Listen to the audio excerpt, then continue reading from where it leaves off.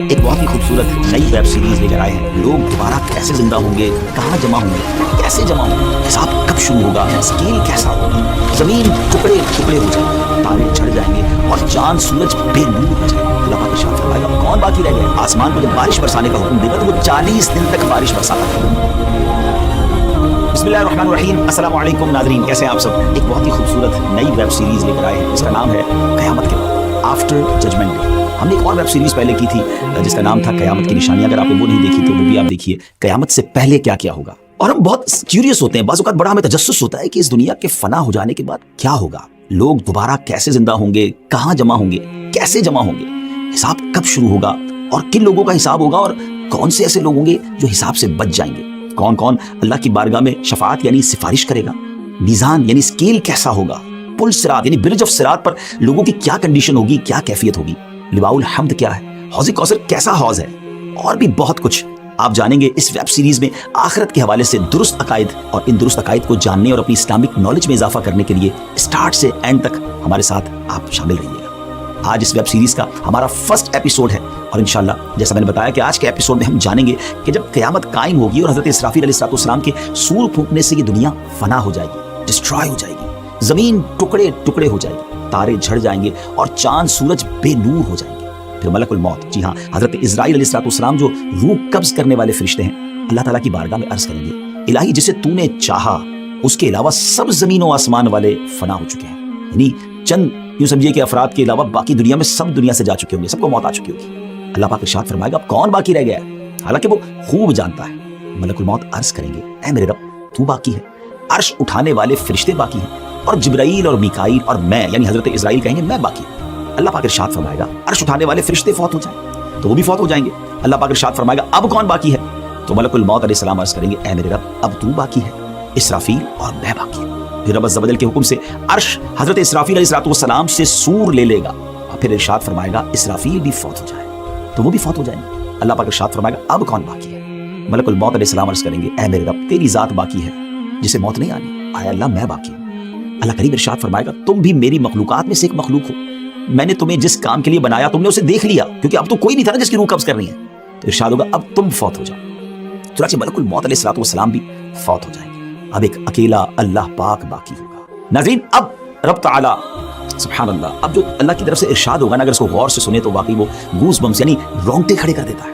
اب دنیا میں کوئی نہیں ہے, صرف رب تعالیٰ کی ذات ہے. اور وہ 3 بار یہ اعلان فرمائے گا, وہ ارشاد فرمائے گا, ایک کوسچن گویا فرمائے گا انا الجبار لمن الملک اليوم, میں جبار ہوں, آج کس کی بادشاہی ہے. مگر nobody there to answer that question, اس دن تو کوئی جواب دینے والا نہیں ہوگا نا. پھر خود رب تعالیٰ جواب ارشاد فرمائے گا, اور کیا فرمائے گا للہ الواحد القہار, ایک اللہ کی بادشاہی ہے جو سب پر غالب ہے. یعنی سب کچھ فنا ہونے والا ہے اور سب کچھ فنا ہو جائے گا.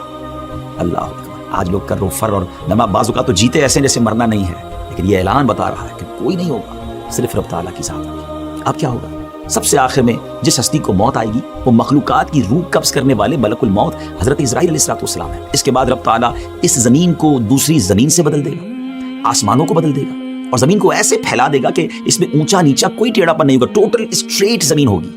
پھر اللہ پاک کے حکم سے مخلوق اس بدلی ہوئی زمین پر اس طرح آ جائے گی جیسے وہ پہلی والی زمین میں تھی. یعنی جو پہلے زمین میں دفن تھے وہی زمین میں دفن ہو جائیں گے, اور جو باہر تھے وہ اس پر بھی باہر رہیں گے, کیونکہ کئی لوگ تو ایسے ہوں گے جن کو دفن نہیں کیا جائے گا, وہ تو قیامت طاری ہو جائے گی, اور جو لوگ دنیا میں لوگ ہوں گے وہ اسی طرح زمین پر پھیلے ہوئے ہوں گے, وہ اس نئی زمین پر آ جائیں گے.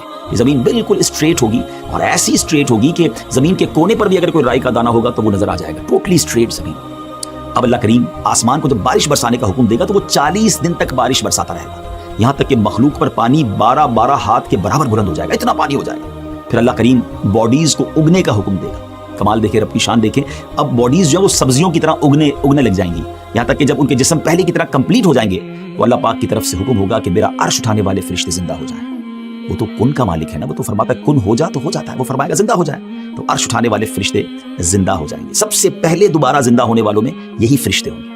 پھر حکم الہی سے حضرت اسرافیل سور پکڑیں گے اور اپنے منہ پر رکھ لیں گے. پھر اللہ پاک ارشاد فرمائے گا جبرائیل اور میکائیل زندہ ہو جائیں تو وہ دونوں بھی زندہ ہو جائیں گے. پھر اللہ پاک روحوں کو بلائیں گا تو روحیں حاضر کی جائیں گی. سبحان اللہ. اے مسلمانوں آپ کو مبارک, ایمان والوں مبارک. مسلمانوں کی روحیں نور سے چمک رہی ہوں گی اور باقی روحیں اندھیرے میں ہوں گی. اللہ کریم سب روحیں کو سور میں ڈال دے گا, اور پھر حضرت اسرافیل علیہ السلام کو حکم فرمائے گا کہ وہ دوبارہ اٹھنے اور جمع کرنے والی پھونک مارے.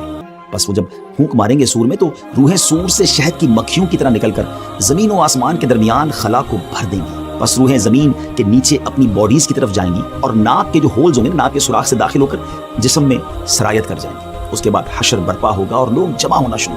ویورز کیسی معلومات ہے, سنتے ہیں تو بعض اوقات عقل حیران ہو جاتی ہے کہ پھر سے وہ لوگ زندہ ہوں گے. ذرا غور کریں نا کہ دو نفخوں یعنی دونوں سوروں کے درمیان, یعنی ایک سور وہ جس میں سب کو موت آ جائے گی اور دوسری سور جس میں دوبارہ زندہ کیا جائے گا, 40 سال کا وقفہ ہوگا. خیر وقفہ جتنا بھی ہو, لیکن ذہن میں ایک سوال تو پیدا ہوتا ہے نا کہ یہ ہوگا کیسے کہ اتنا ٹائم پیریڈ گزر گیا ہوگا.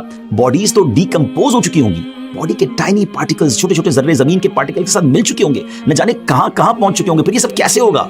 یاد رکھیے کہ انسان کی ہر چیز گل جاتی ہے سوائے عجب الزم کے. اب یہ کیا ہے؟ یہ ایک ہڈی کے بارے میں کہا جاتا ہے اور بروز قیامت اسی ہڈی پر مخلوق کو دوبارہ بنایا جائے گا. عجب الزم کے لفظی معنی ہے دم گچھ, عجب کے معنی ہے اصل اور ضم کا معنی ہے دم.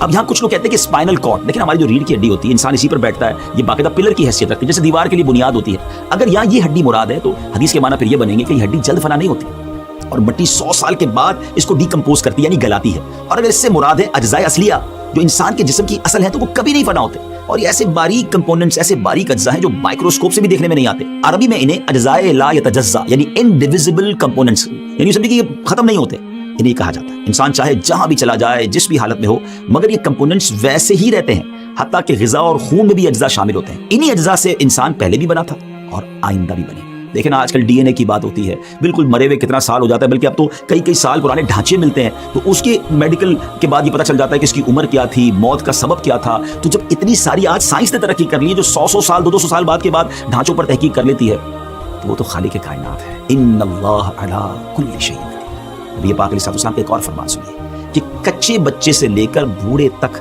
ہر ایک کا بروز قیامت حشر ہوگا. حضرت اکرمہ رحمۃ اللہ تعالی فرماتے ہیں بلا شبہ جو لوگ سمندر میں ڈوب جاتے ہیں پھر ان کا گوشت مچھلیاں نوچ لیتی ہیں, پھر ان میں سوائے چمکتی ہڈیوں کے کچھ نہیں رہتا.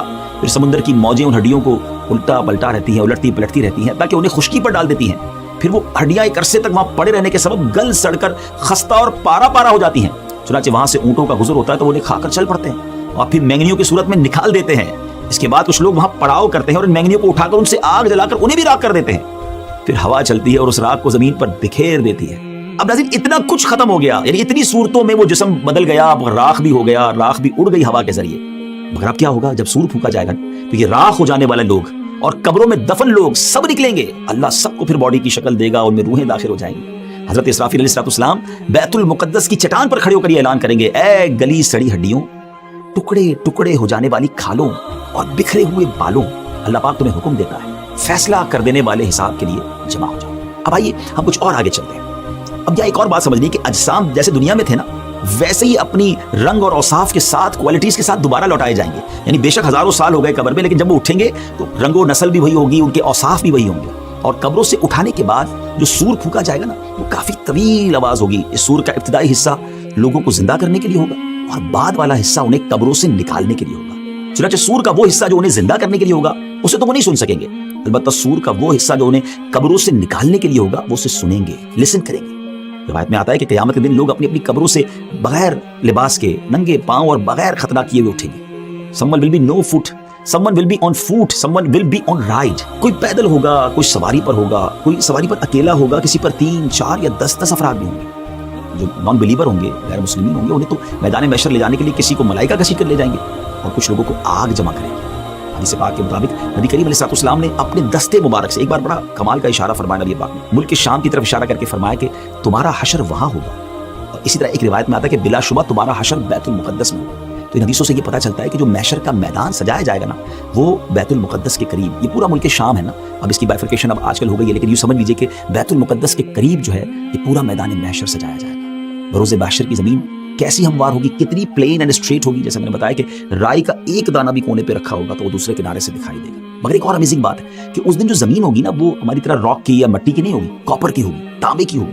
اللہ اکبر. اور سورج آج کتنا دور ہے؟ ایک تحقیق کے مطابق 93 ملین مائلز اوے ہے. جی ہاں, 9 کروڑ 30 لاکھ مائلز. اور اس دن 1 میل کی مسافت ہوگی.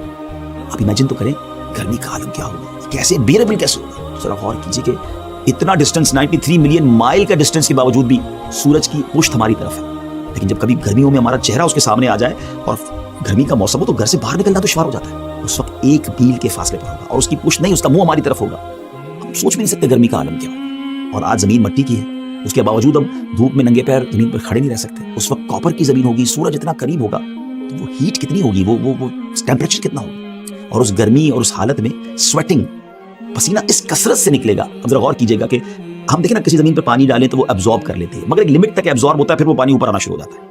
बताया गया इतना पसीना निकलेगा कि पहले 70 गज जमीन उस पसीने को एब्जॉर्ब कर लेगी, और उसके बाद जमीन में अब ये सलाहियत नहीं रहेगी कि वो कुछ और मजीद जज्ब कर सके, एब्जॉर्ब कर सके। अब वो पसीना जमीन पर ऊपर की तरफ चढ़ना शुरू होगा। और रवायतों में आता है किसी के टखनों तक उसका पसीना होगा, किसी की नीज यानी घुटनों तक पसीना होगा, और किसी की कमर तक पसीना होगा, किसी के सीने तक, कोई गले गले तक पसीने में डूबा होगा। अल्लाह अकबर। और काफिरों के बारे में आता है, गैर मुस्लिमों के बारे में आता है कि मुंह तक चढ़कर लगाम की तरह उसका पसीना जकड़ लेगा, जिसमें वो डुबकियां खा रहा होगा। और प्यास का आलम क्या होगा, थर्स्ट का आलम क्या होगा। आज जून जुलाई की गर्मी में पानी पी पी के थक जाते हैं, फिर भी प्यास नहीं बुझती, मगर क़यामत के दिन हालत ये होगी कि बाजू की ज़बानें मुंह से बाहर निकल आएंगी, दिल उबल कर गले को आ जाएंगे। अल अतश, हाय प्यास की सदाएं बुलंद हो रही हैं। व्यूअर्स, यहाँ एक बात बड़ी अहम है कि तमाम तकालीफ और परेशानियां अपने अपने आमाल के मुताबिक होंगी। हाँ, जिसने चांदी सोने की ज़कात न दी होगी, उस माल को खूब गर्म करके उसकी करवट, पेशानी और पीठ दागी जाएगी। फिर से जानवरों की ज़कात न दी होगी, उसके जानवर क़यामत के दिन खूब तैयार होकर आएंगे और उस शख्स को वहां लिटाएंगे और अपने सींगों से मारते और पांव से रोनते हुए उस पर गुजरेंगे। जब इसी तरह सब गुजर जाएंगे, फिर उधर से वापस आकर यूं ही उस पर गुजरेंगे।